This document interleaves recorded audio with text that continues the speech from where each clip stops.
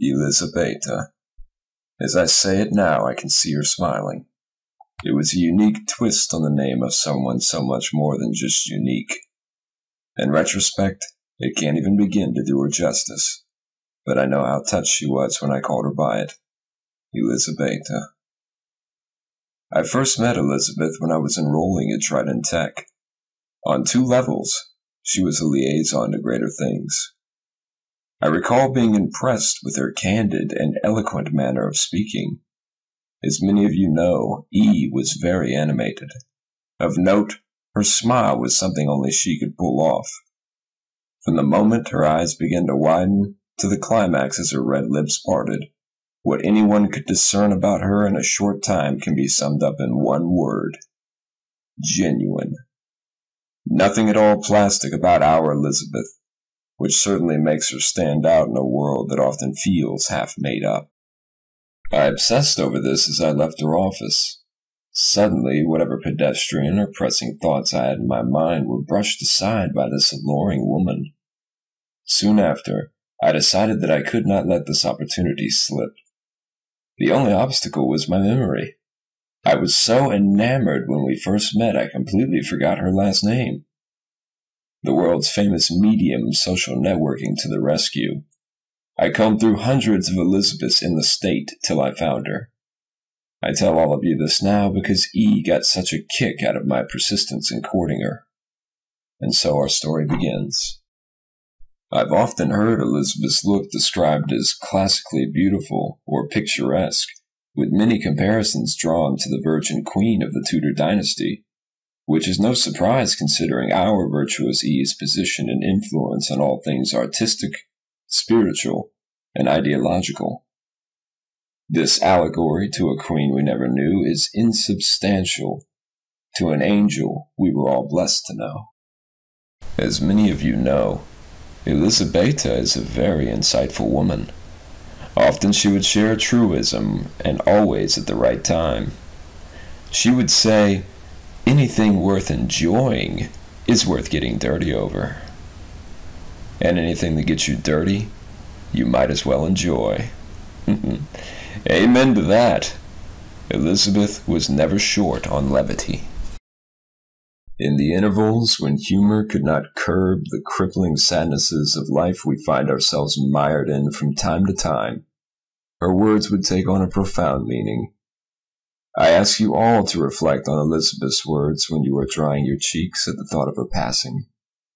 She would say, "Your eyes cannot be beautiful if you have not cried." Now that is a facet of Elizabeth that will never fade.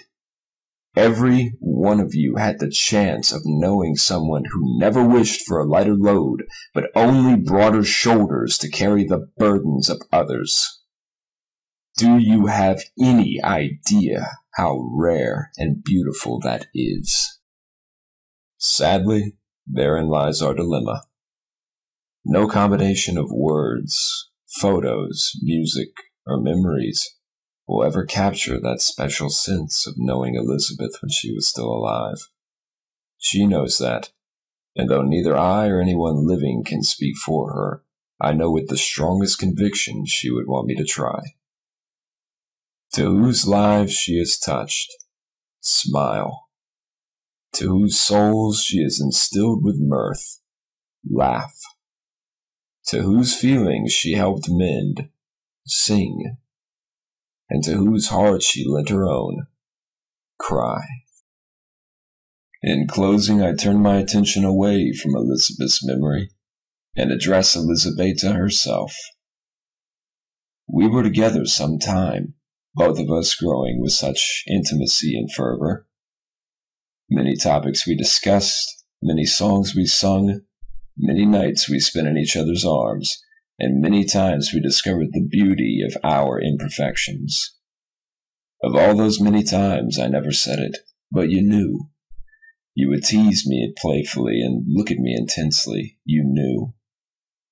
In life, I missed the opportunity to say these words to you, and though they may seem cheap now, their value is something I know you can feel as we speak. I love you, Anna Elizabeth Watson. I will cradle you in my heart forever. Smile, though your heart is breaking. Smile, even though it's aching. When there are clouds in the sky, you'll get by. If you smile through your fears and sorrows, smile and maybe tomorrow you'll see the sun come shining through for you. Light up your face with gladness, hide every trace of sadness, although a tear may be ever so near. If you smile through your fears and sorrows, smile and maybe tomorrow you'll see that life is still worthwhile if you just